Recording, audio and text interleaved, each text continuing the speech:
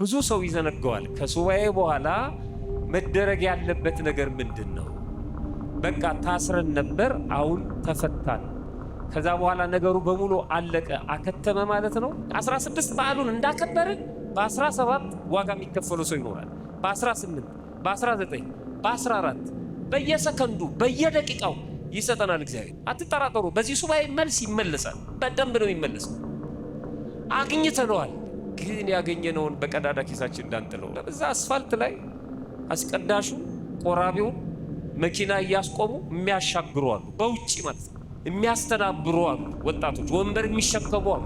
ይህን ድንኳን የሚተክሉ አሉ። ቆሞ ልባቸው ተሰብሮ ንግግራቸው ሰክኖ ከዛ በኋላ ይሄ ካልቀጠለ አጅሬ ሰይጣን እግዚአብሔር በአንተ ዘንድ እንደሌለ ያውቃል አለ። በስመ አብ። ይሄማ አብሮት እግዚአብሔር የለም ማለት ነው። ከዛ በኋላስ ያንከባልላል። ስለዚህ ለሰይጣን ፕሮፋይላችንን አንሽት።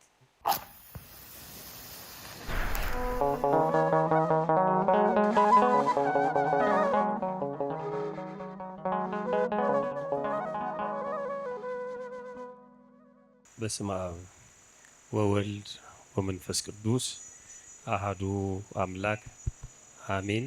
በዚህ በተቀደሰ ቦታ ሰብስቦን እንድናመሰግነው እንድንማማርም የፈቀደልን የአባቶቻችን የቅዱሳን አምላክ የእኛም አምላክ ፈጣሪያችን ልዑል እግዚአብሔር ክብር ምስጋና ይግባው።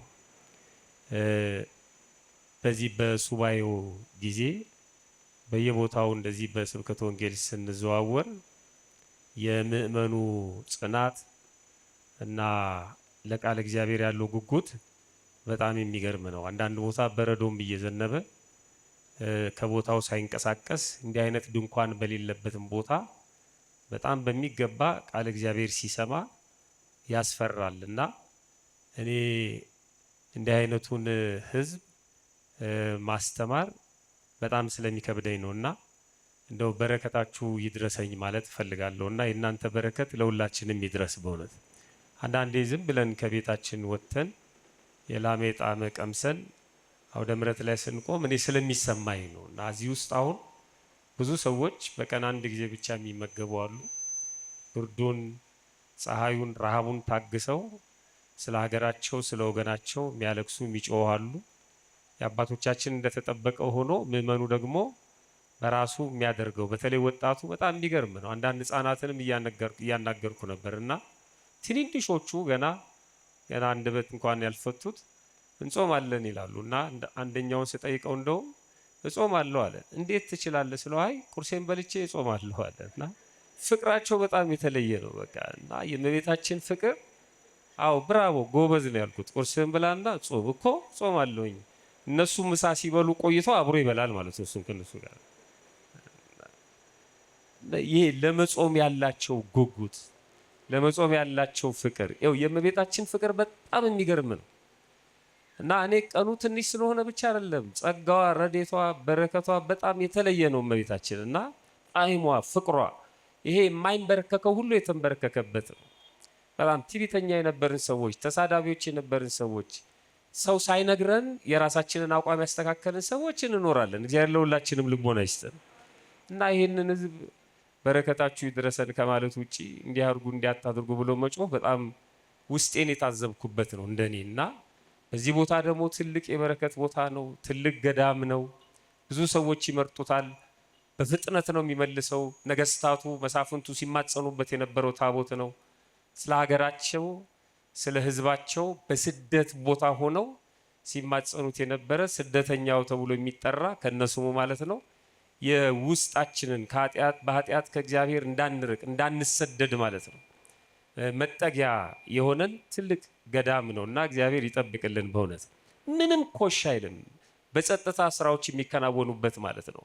ብዙ ሀውክ ብዙ ትርምስ የለም። እና ይህንን ማስጠበቅ ያስፈልጋል። ትልቅ የበረከት ቦታ ነው። እንኳን አደረሳችሁ። እንደ እግዚአብሔር መልካም ፈቃድ በጣም ጥቂት ደቂቃ ነው። በኋላ አባቶችም ስለሚገኙ የመርሃ ግብሩ ማጠቃለያ የሱባኤው መጨረሻም እንደመሆኑ በጣም ጥቂት ደቂቃ 20 ወይም 15 ደቂቃ ያህል ብቻ ነው ከኔ ጋር የምንቆየው። እኔ እንደው ለማሳሰብና ለማስጠንቀቅ ነው። አሁን ትምህርት አይደለም ማስተምረው። በዚህ ቦታ ቆይተናል። በመላው ዓለም በኢትዮጵያ ኦርቶዶክስ ተዋሕዶ ቤተክርስቲያን ውስጥ ልጆች የሆኑ የቤተክርስቲያን ልጆች በሙሉ በዚህ በሱባኤው ቆይተናል። በውስጥም በውጭም ማለት ነው። ታዲያ ይሄ ሱባኤውን ስናስብ 3 ክፍሎች ናቸው ያሉት። ቅድመ ሱባኤ የዝግጅት ጊዜ ነበር። ጊዜ ሱባኤ ሱባኤውን እንዴት እንደምናከናውነው ቤተክርስቲያናችን በነገረችን መሰረት ስንፈጽም ነበር። ድህረ ሱባኤ ብዙ ሰው ይዘነጋዋል። ከሱባኤ በኋላ መደረግ ያለበት ነገር ምንድን ነው? በቃ ታስረን ነበር፣ አሁን ተፈታን። ከዛ በኋላ ነገሩ በሙሉ አለቀ አከተመ ማለት ነው። እንኳን ጾሙን ሉጋሙን ፈታላችሁ ተብሎ ከሉጋም ተገላግለን ተፈተን እንደፈለግን የምንሆንበት ጊዜ ነው። አሁን ከዚህ በኋላ ከ16 በኋላ ስላለው ነገር ላሳስባችሁ ስለፈለግኩ ነው። ይሄ በመጽሐፍ ቅዱስ መነሻ የምናደርገው ኃይለ ቃል የሐዋርያው የቅዱስ ዮሐንስ መልእክት ሁለተኛ መልእክቱ ምዕራፍ 8 ቁጥር 9 ላይ የተናገረውን ቃል መነሻ አደርጋለሁ። እንደዚህ ይላል፣ ሙሉ ደሞዝን እንድትቀበሉ እንጂ የሰራችሁትን እንዳታጠፉ ለራሳችሁ ተጠንቀቁ ይላል። የሚገርም ቃል። እስኪ አብረን በለው፣ ሙሉ ደሞዝን በሉ።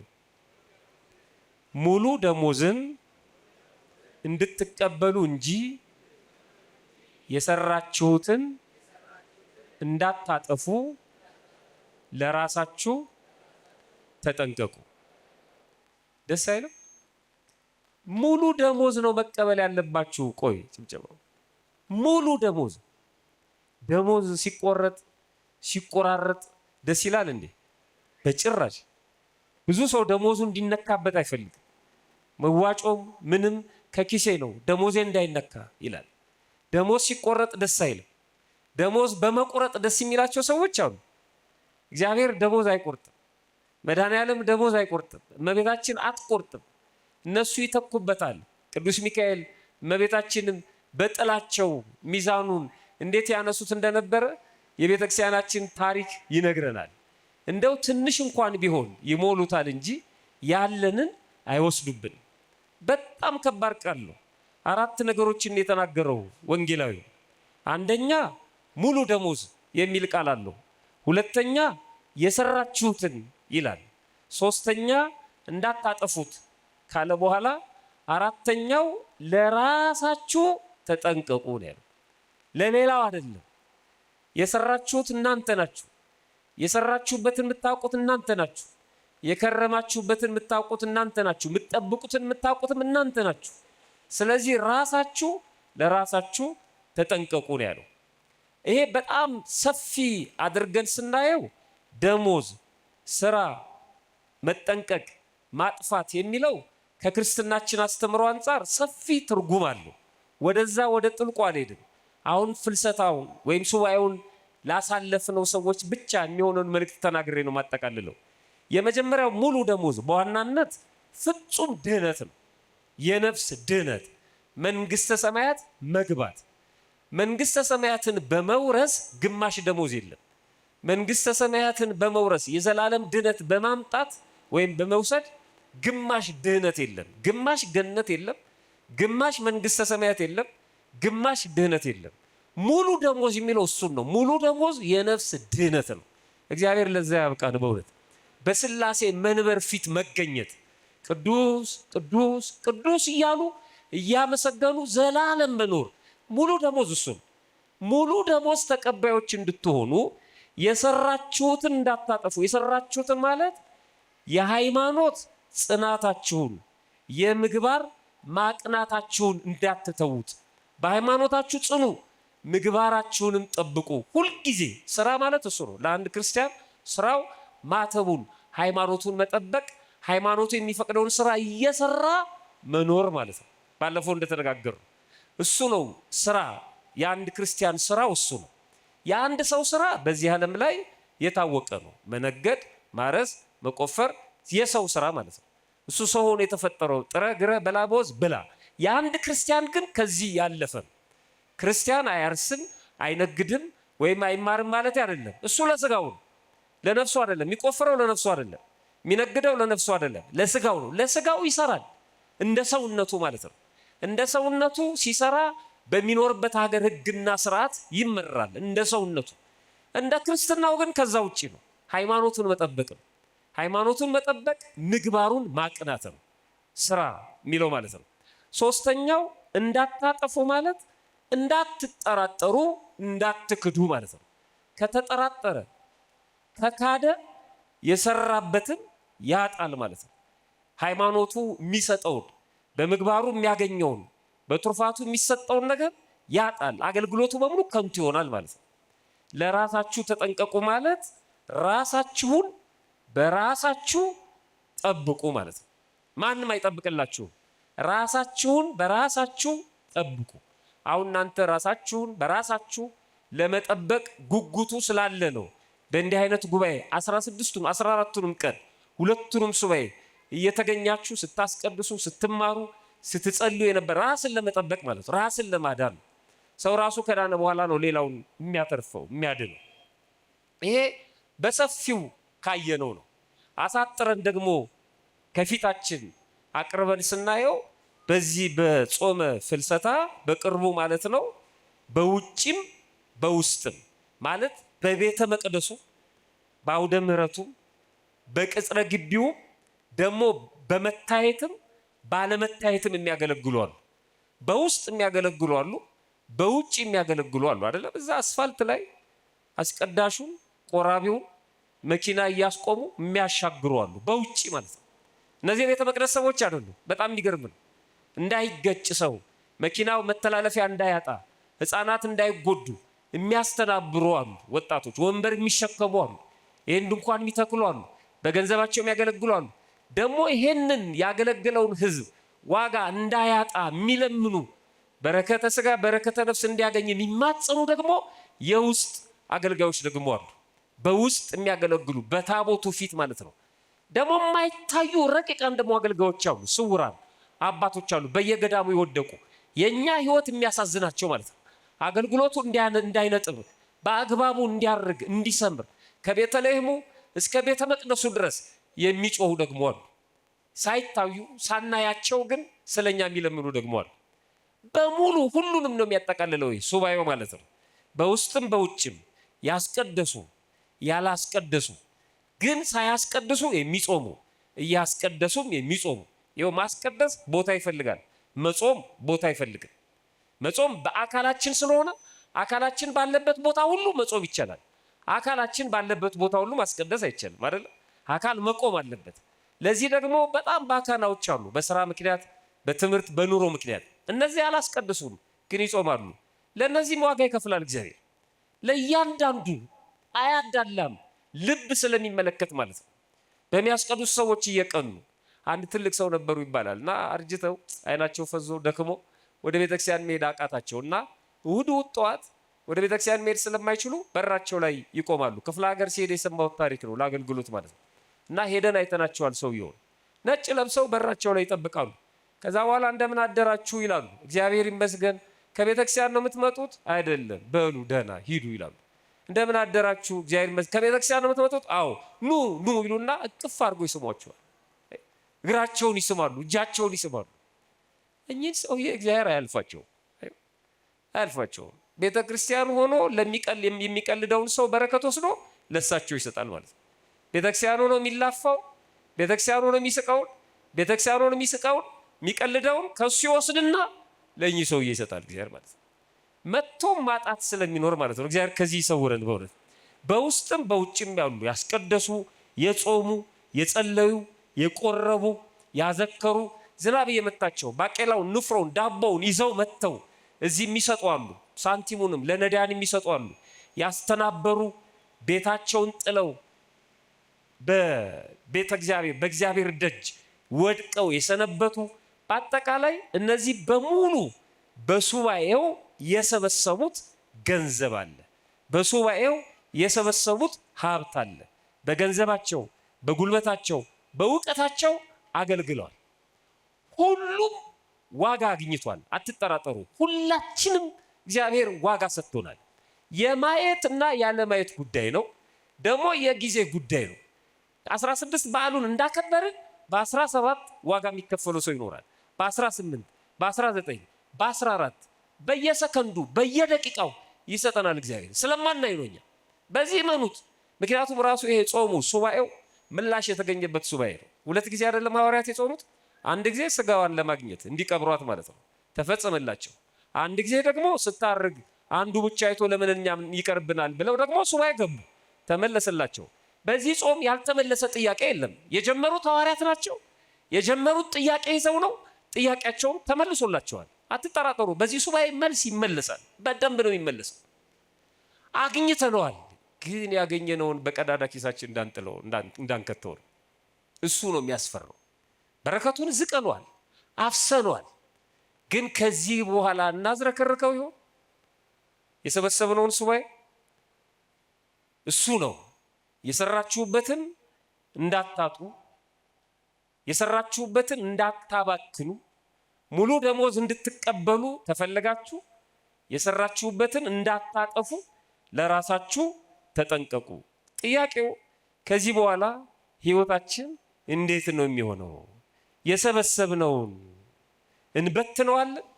የሰበሰብነውን እንጥለዋለን?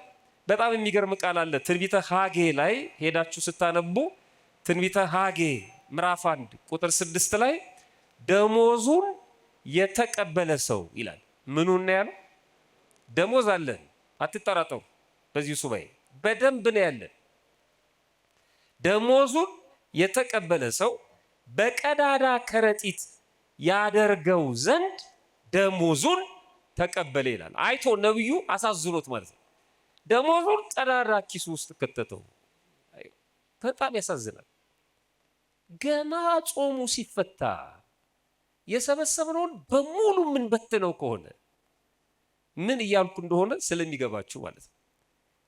ባህሪያችን እንዲህ ስብስብ ያለው ስክን ያለው ባህሪያችን ተመልሶ ያው ከሆነ አሁን ሲያስቀድሱ ወጣቶቹን አይታችኋቸዋል። ቆመው ልባቸው ተሰብሮ ንግግራቸው ሰክኖ፣ ከዛ በኋላ ይሄ ካልቀጠለ ማለት ነው ለቤተሰብ መታዘዙ፣ በትምህርት ጎበዝ መሆኑ፣ ራስን መጠበቁ፣ አለባበስን ማሳመሩ፣ ንጽህናን መጠበቁ፣ አነጋገርን ማስተካከሉ ሳንወድ በግድ የሆነ እንትን ውስጥ ገብተናል፣ ፍሬም ውስጥ ከወጣን በኋላ ግን የምንተወው ከሆነ እናቶቻችን፣ እህቶቻችን፣ አባቶቻችን ትሁት ሆነናል። አሁን በ14ቱ ቀን ቤት ከገባን በኋላ ከተው ነው ከረሳኑ እግዚአብሔር ይጠብቀን። በእውነት አብሮ መዝለቅ አለበት።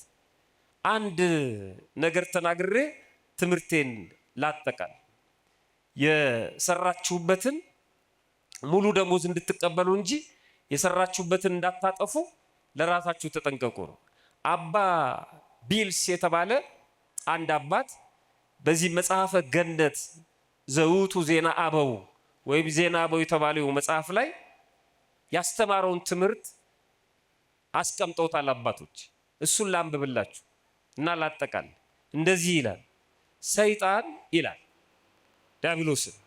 ሰይጣን በጣም አባቶቻችን ተራቀው የሰይጣንን አቅሙን ፍትትት አድርገው ነው ያስቀመጡልን፣ ነግረውልን።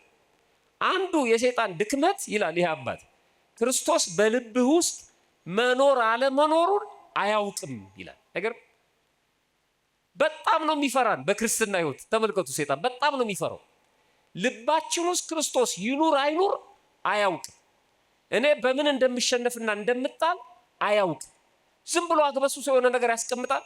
ከመሃል አንዱን ስስም ያንን እየተከታተለ ለካ በዚህ ነው የሚወድቀው ገሌ ብሎ ይሰራል። አያውቅም። ዙሪያውን ከመሽከርከር ውጭ ማለት ነው። ዲያብሎስ የሚውጠውን ፈልጎ በዙሪያችሁ ይዞራል እንደሚያገሳ አንበሳ ነው ያለው። እና ይህ አባት በደንብ አጥንቶታል። ሰይጣን ክርስቶስ በልብ ውስጥ መኖሩን አለመኖሩን አያውቅም። አንተ ነው የምታውቀው። ከዛ ምን ይላል? ስትቆጣና ስትበሳጭ ባየ ጊዜ ምን ስትል? ድሮ በጣም እንበሳጭና እንቆጣ ነበር። አሁን በፍልሰታስ አልረገብንም? ረግበናል እኮ አይደለም? ጾሙ እኮ ያረግባል። ስጋ ደክሟል። ይሄ መቀጠል አለበት። ልጆቻችንን በሆነ ባልሆነ የምናሳቀቅ ሰዎች፣ ባገኘነው የምንማታ ሰዎች፣ ገና መጣ ምንባል እላያቸው ላይ ሽንታቸውን እስከሚሸኑ ድረስ ምናስደነግጥ ሰዎች በቃ ይሄን ማቆም አለብን። ይሄ አያንጽም ቤተሰብን። በባልና በሚስት መካከልም አለመግባባት ካለ በቃ አሁን መስከን አለብን። አያውቅም ግን አለ ስትቆጣ ስትበሳጭ ባየ ጊዜ ሰይጣን አንተ ስትቆጣ አሁን ሰይጣን ነው የሚያስቆጣን ትላላችሁ አይደለም? ባሪያችን እሱ በጣም ፈሪ ነው አልኳችሁ። አይመጣም። እንዴት እንደሚመጣ ነው የሚነግረን አባ ቢልስ። ስትቆጣ ስትበሳጭ ባየ ጊዜ ወይም ስትጮህ ወይም ስትምል ገብርኤል ይጥፋኝ ማርያምን እያልክ ዝም ብለህ ማለት ነው።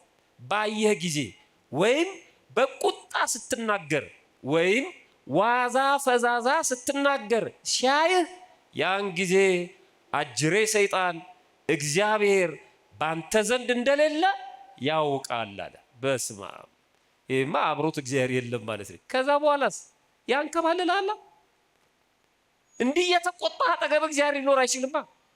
እንዲህ እየማልክ በውሸት በሐሰት እየማልክ እግዚአብሔር አጠገብ እንደሌለ ያውቃል። ይቀጥላል ይህ አባት እግዚአብሔር በአንተ ዘንድ እንደሌለ ያውቃል፣ የሚጠብቅ መልአክ ስላንተ ያዝናል ይላል። አጠገብ መልአኩ አለ። ለሰይጣን ፕሮፋይልን ሸጥከዋይ ሰይጣን እንዲያቅ ስላደረግ መልአኩ ያዝናል። በገዛ እጅህ ገበናህን ትገልጣለህ ይላል።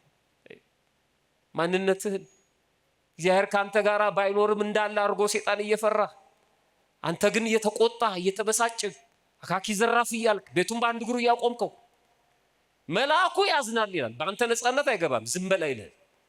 በጣም ያዝናል ይላል። ይቀጥላል። በጣም የሚገርም ነው። ያዝናል። ያን ጊዜ ሰይጣን የውጭውንና የውስጡን ሰውነትን ማዘዝ ይጀምራል። አያ እኔ ይቆጣጠራል። በቃ የሱን ስራ እየሰራህለት ስለሆነ ማለት ነው። በጣም ነው የሚንከባከበው። እኔ እኮ ምኑንም አላውቀውም ማለት የምንለው ልጃችንን በጥፊ ያጠናግረው በጣም የሚገርም እኮ ነው። የቀድሞዎቹ ኢትዮጵያውያን ልጅህን እንደተቆጣ አትምተው፣ በጣም ተቆጥታ አለንጋ ባነሳ ጊዜ መጀመሪያ መሬቱን ምተው ይላሉ። ንዴት እንዲበርድ አልሆነ ቦታ ላይ ልጅህን ስለምትመተው ይላሉ። እና የእሱን ስራ ነው የምንሰራለት። ስለዚህ ሰይጣን ምን ይላል? ያን ጊዜ ሰይጣን የውጭውንና የውስጡን ሰውነትህን ያዛል፣ በልብ ውስጥ ክፉ ያሳስብሃል። አሁን ልብን መቆጣጠር ይጀምራል ማለት ነው። በልብ ውስጥ ክፉ ያሳስብሃል፣ ክፉ ያሳስብሃል፣ መብራት እንደሌለው ቤት ያደርግሃል። መብራት የሌለው ቤት አይጡም እባቡም ምኑም እንደፈለገ ነው የሚፈነጭም። አይጥ እንኳን ባቅሟ መብራቷ ስታደርጉ ልም ነው የምትለው አይደል? መብራት ከሌለው ማንም ነው የሚጫወትበት ቤቱ። መብራት እንደሌለው ቤት ያደርግሃልና በውስጥ ያለውን በሙሉ በርብሮ ይወስድብሃል። እግዚአብሔር ከዚህ ይሰውረን። ስለዚህ ለሰይጣን ፕሮፋይላችንን አንሽት፣ የሰበሰብነው እንዳንበትን ጸባያችንን እናስተካክልና በረከቱን እናጣጥም። ፈጣሪያችን በቸርነቱ ሰምቶ ከመጥፋት ያድነን። ይቆየን።